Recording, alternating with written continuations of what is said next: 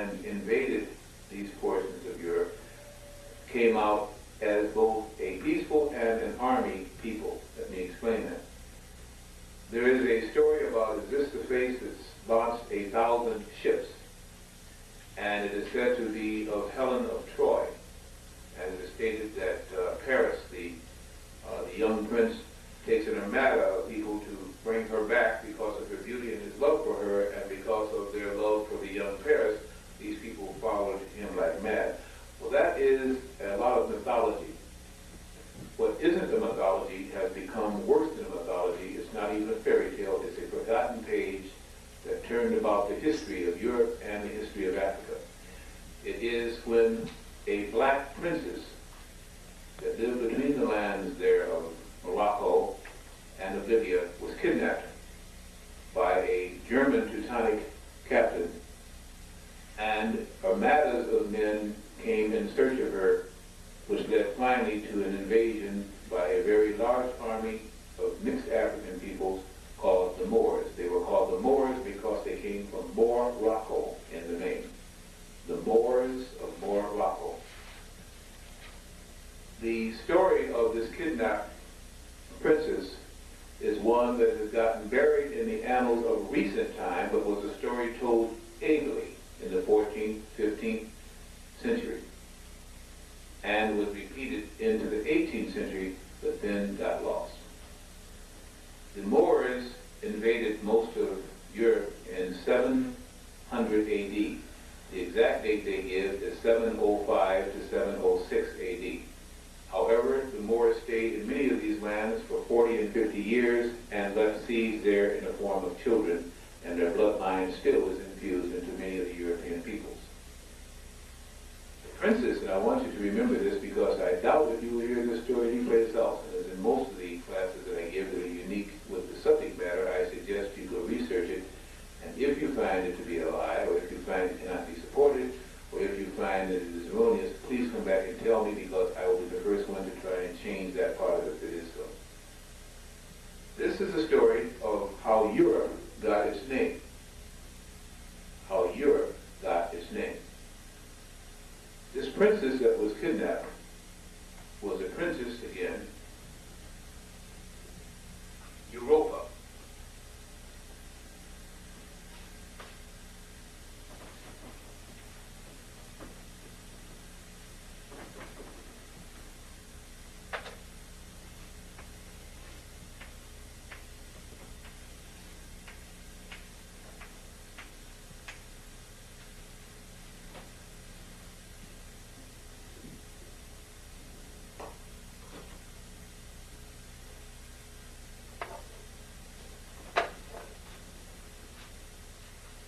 Because of the love for Europa, and because of the wisdom and beauty of Europa, an entire so-called continent was named.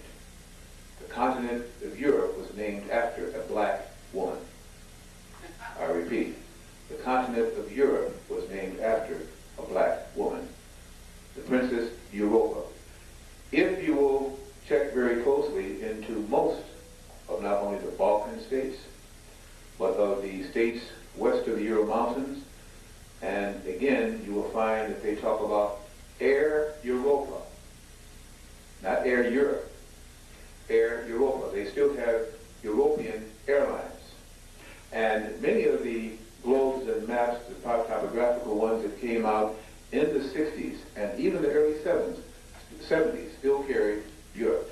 And in fact, there was a time span when they superimposed the two letters. This went on for about 3 years, and then finally they dropped the A. You will sometimes see it written like this.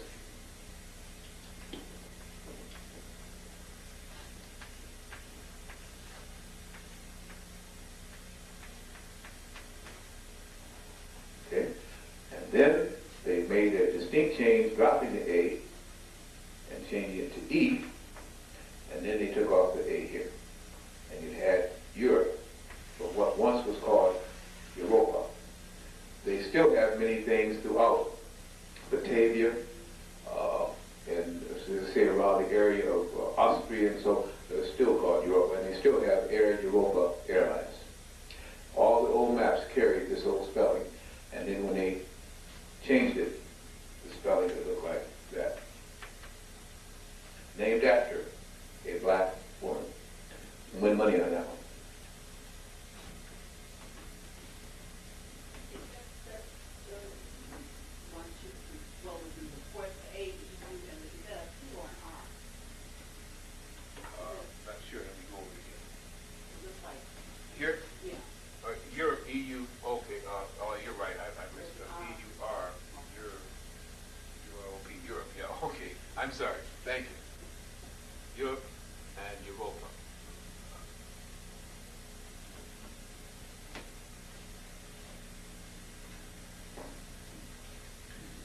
the invasion of many of the areas of Europe, it was a strange invasion. There was some fighting, but it didn't last very long, and it was not because the people being invaded could not have put up a better fight. The Moroccan people that came there had so much more than these people in the form of gold, in the form of the way they dressed, in the form of knowledge. The science of algebra was brought into Europe by the Moors. The great cities of Cordoba and Granada were built in Portugal and Spain by them. The castles of Undar that were in La Bella that are found in Egypt were duplicated in much of the Moorish waste. And in fact, Europe is still draining the so-called Moors of Scotland. These waste areas where there's quicksand and so on like this were named because of their dark areas and because these people came ashore on these lands. They're called the Moors lands. There are many other things that were done which is easily traceable. Let's do it like this, forgive me.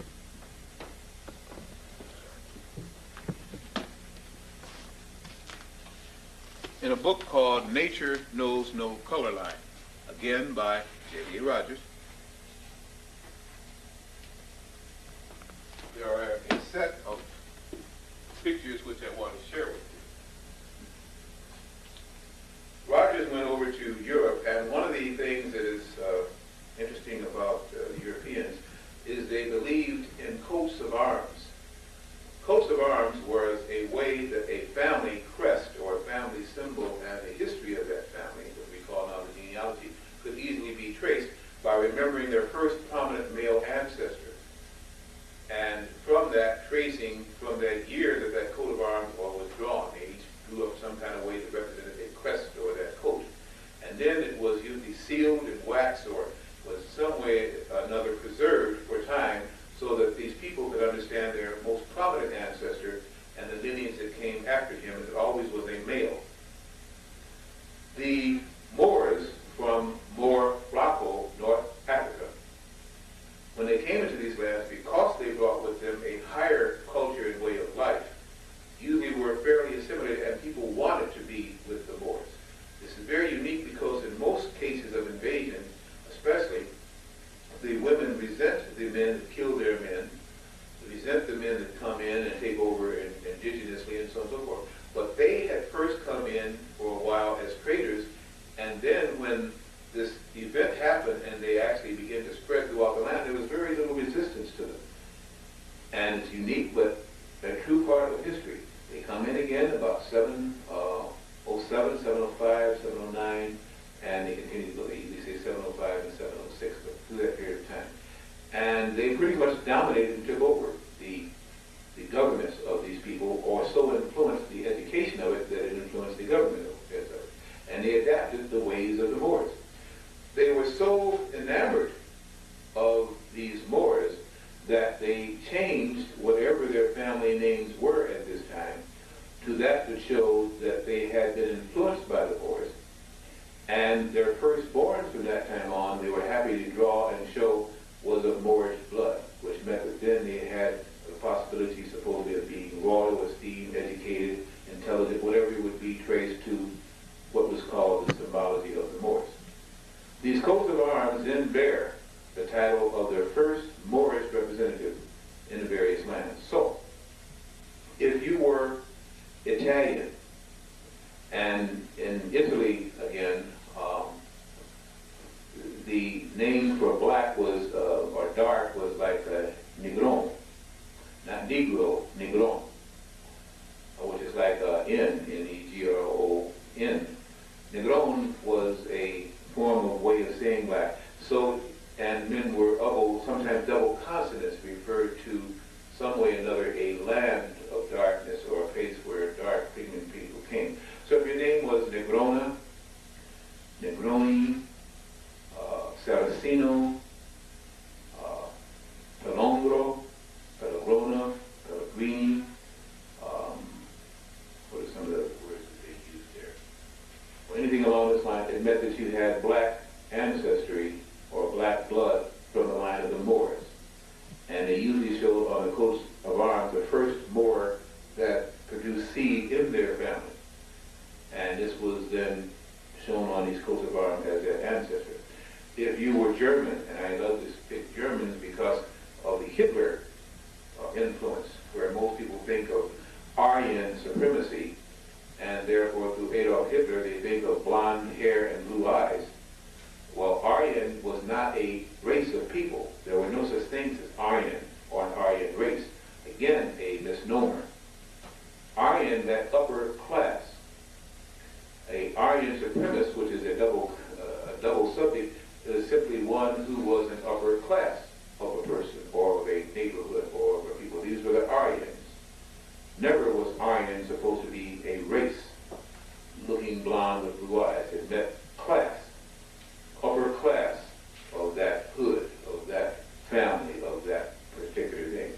And it is with the original, in fact, inhabitants of Hamburg, Germany, fled over the Netherlands and were dark-skinned Negroid people. The original Hamburgians were dark-skinned Negroid people. I didn't say African people because, as we will also see, that many of the people, and as we talked about in our first classes, many of the people on earth that are dark-skinned did not originate in Africa in the main necessarily so. As this Negrito, as I told you about, was found everywhere.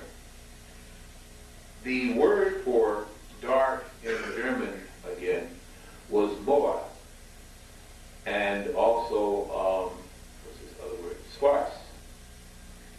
So if your name was either Moor, which was their way of saying Moor from Morocco, or Schwarz, which meant dark, or dark-hewn, or dark place, then this was their way of saying these dark peoples that had miscegenated into their line.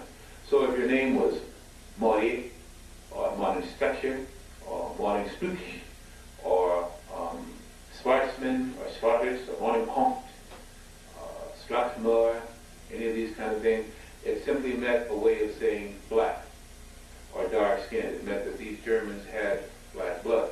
And it's very interesting, one of the best built and strongest men in the world is Arnold Schwarzenegger.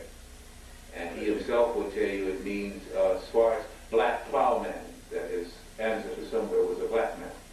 And that's very interesting too, if you look at some of his features, and he himself admits that's what his name means, black plowman. Many Germans, and I've known many, and one I got very close to, had less prejudice taught to them than we in America had taught to us. They were taught that the first people on earth were black. This was from Kaiser Wilhelm on, from the First and Second Reichstag, really they call it Reich now, or rule, all the way to Hitler. And it was Adolf Hitler, through his Nazi party, which was a very right-wing, ultra-conservative party, that took in more the purists and the fanatics, along with these young men in the colleges and universities who needed something to bandy about, and put together this whole cloak and collage, which Hitler himself didn't believe in, because, of course, Hitler had blonde hair and blue eyes, didn't he? Didn't he? No. Oh, didn't he? Okay. By the way, that was not his name. Adolf Hitler's real name was Adolf Schicklgruber. Adolf Schicklgruber. He took the name Hitler after his astrologer, when his astrologer died. His astrologer was called Hitler, and he believed very much in astrology and in metaphysics. And he changed his name, Schicklgruber. Like a shickle and a gruber.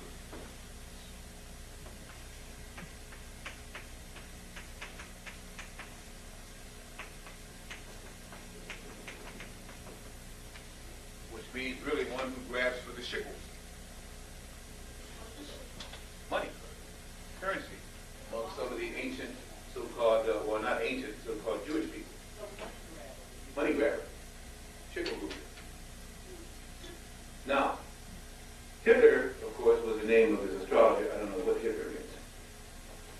If you were English and your name was Blackman, can't be any more expressive than that, can you? Now pronounced Blackman, Their name was Morrison, son of a Moor. Morien, child or children of a Moor. And on down the line. Many of the English names simply are based on the Moorish bloodline that went into England through the Moors. If you were French, and your name was Noyer, Morillon,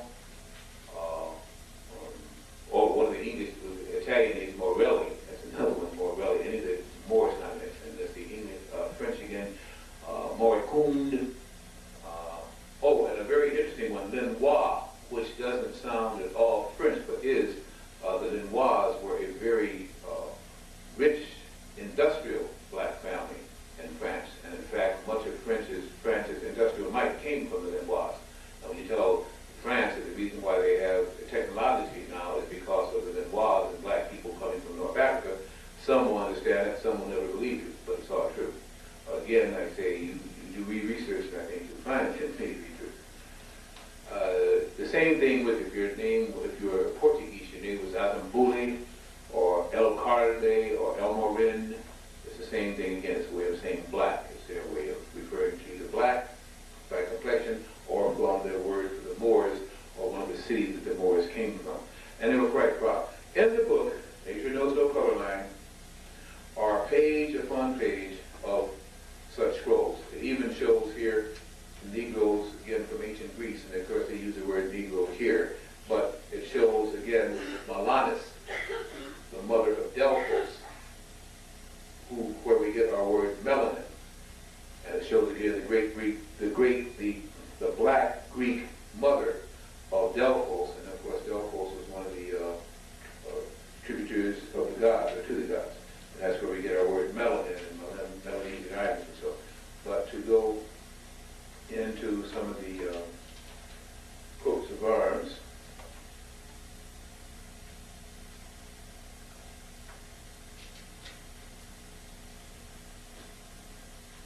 tell me I can't find this because I want it. Okay, here are some of them.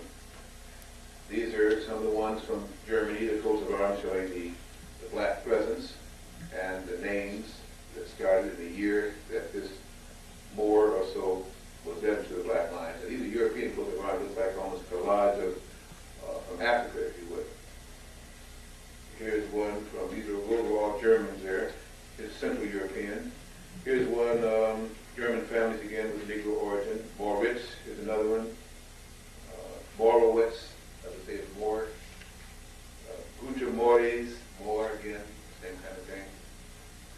Here's one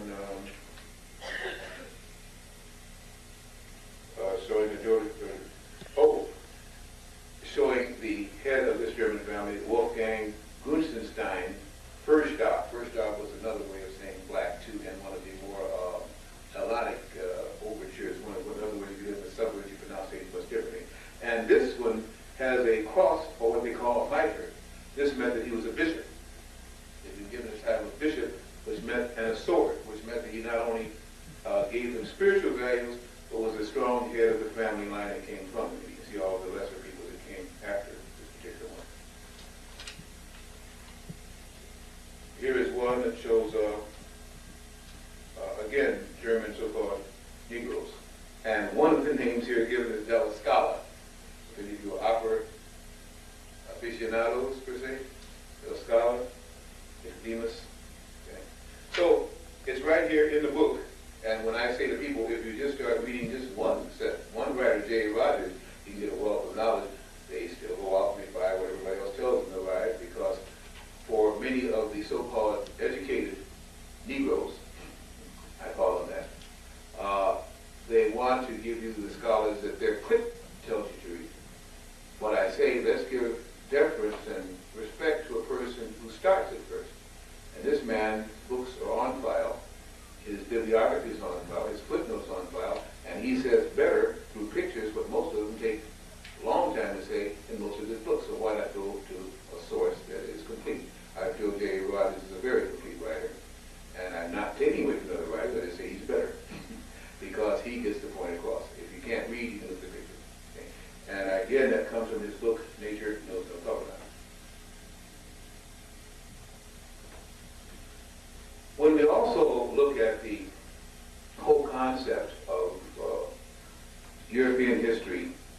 we find that there are so many cross lines of melanin carrying capacity or black skin or black blood producing capacity crossing into their family lines, and I want to use about 4 or 5, if you will. We hear about Hannibal, and we hear about Hannibal Hamlin, and we hear about the Hannibal of Carthage that crossed the Alps and came to the back door of Italy. But there was another namesake later. The year that I'm going to, not the one 217 BC, that Hannibal, but the year I'm going to use is 1750. You might want to jot that down. The year is 1750. And a Hannibal, again, called Abraham Hannibal, so you should be able to remember him easily, who was of African blood or was of black blood or a person carrying melanin, whichever you best choose with a Negroid, served as a general in the army in Tsarist Russia, which merely meant, like you would say, the pharaohs of Egypt, which I have my confused about that term pharaoh now too, as I do more research. But Tsarist Russia simply meant king Russia, ruler Russia. These were the heads, the Tsars of Russia. This particular Abraham Hannibal had a son through a German white or Caucasoid woman that he married. And their offspring then were mixed bloods, if you would, but they were all considered to be Russians. Now, they had 5 sons. I'm not interested right now in the history of their sons. I'm interested in the one daughter that they had, who they named a very unique name, which therefore is easily traced. Her name was Nadija, or Nadija, N-A-D-E-J-E-A.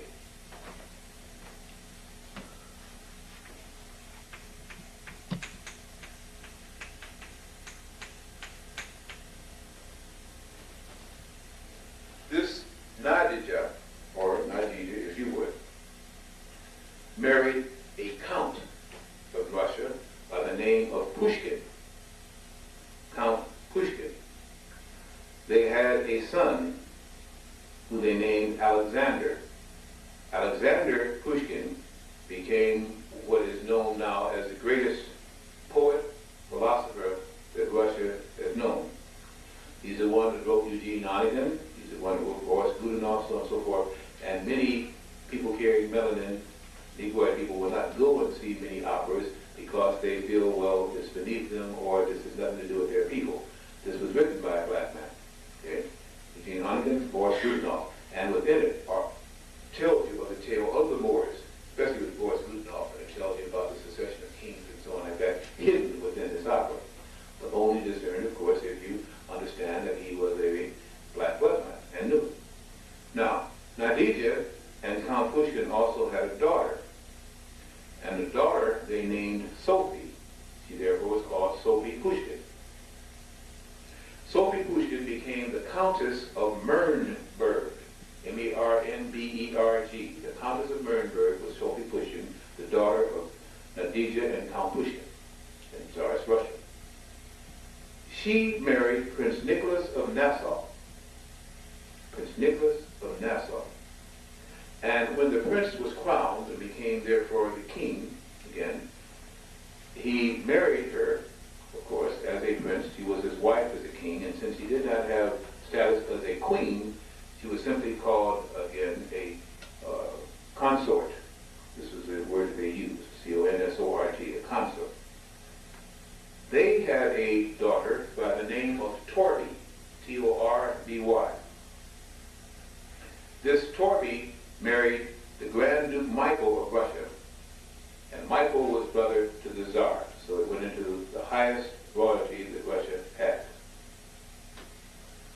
Michael and Torby had a daughter, and at the insistence of Torby, and they almost broke up their marriage with this because Michael definitely had a name for his daughter, which was not the name that Torby was insisting that her daughter be named, and since it was his daughter, they fell out of love.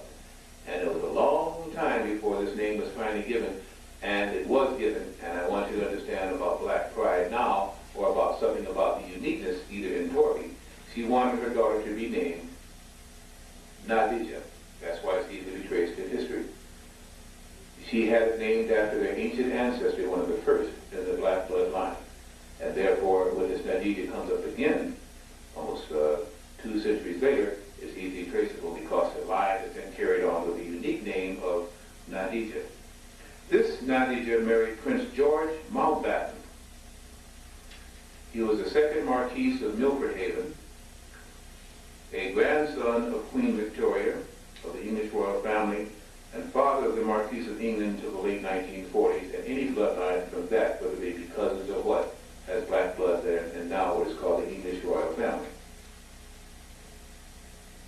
One of Prince George of England's sisters married Tsar Nicholas of Russia, and this made them a Pushkin descendants, also a relative. There's a second interest into the British and French families. Of course, it already was in the Russian family.